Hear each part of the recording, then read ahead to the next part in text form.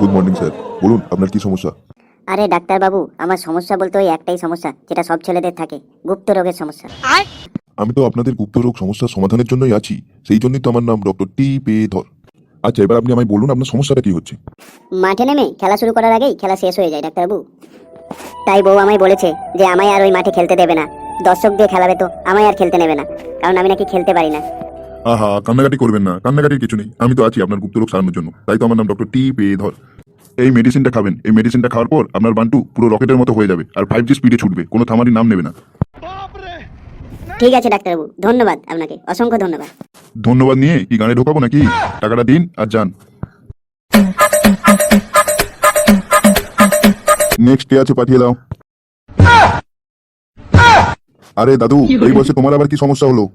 Doctor বাবু, আমার তেমন কিছু সমস্যা না, শুধু বান্টুটা ছোট হয়ে থাকে, তাই মুততে গিয়ে প্যান্টের ভেতরে হাত ঢুকিয়ে হালটাতে হয়, আর হালটাতে হালটাতেই মাল প্যান্টের ভেতরেই হয়ে যায়, বাইরে আর বার করার সুযোগ হয় না।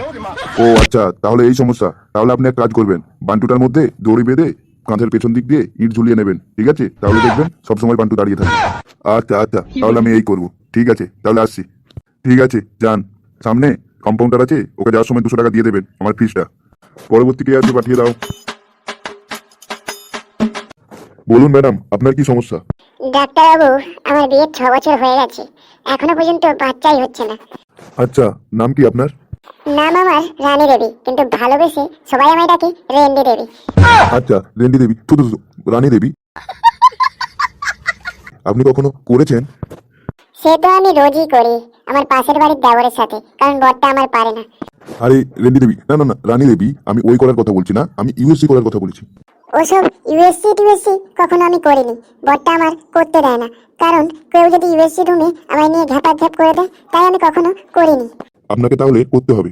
ডাক্তারবাবু, আমি তো করার জন্যই এসেছি, তাহলে চলুন ওই কোণে করি একটু। আরে আপনাকে এক বলছি, আপনি আরেক বুঝছেন। আমি আপনাকে ইউএসসি করার কথা বলছি, আর আপনি বুঝছেন ঘ্যাপাঘ্যাপ করতে বলছি। কি বলবো রেন্ডি দেবী, রানী দেবী। ঠিক আছে, আপনি ওই সাইটের রুমে যান, ওখানে আপনাকে ইনজেকশন দিতে হবে।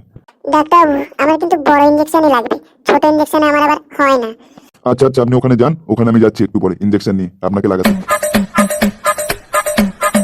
উফ, কি পেশেন্ট রে বাবা, কি বলছি আর কি বুঝছে, পুরো মাথাটা আমার ধরিয়ে দিল। বলুন আপনার কি সমস্যা হয়েছে? ডাক্তারবাবু, আমার সমস্যা বলতে আমি যখন আমার বউকে লাগাই তখন ফজ ফজ আওয়াজ হয়। ঠিক আছে, আমি একটা মেডিসিন লিখে দিচ্ছি, এই মেডিসিনটা রোজ রাত্রে পান্টুতে লাগাবেন, দেখবেন পান্টু আপনার বড় হয়ে যাবে, তখন আর ফজ ফজ আওয়াজ হবে না, আওয়াজ হবে, ঠিক আছে? ঠিক আছে ডাক্তারবাবু।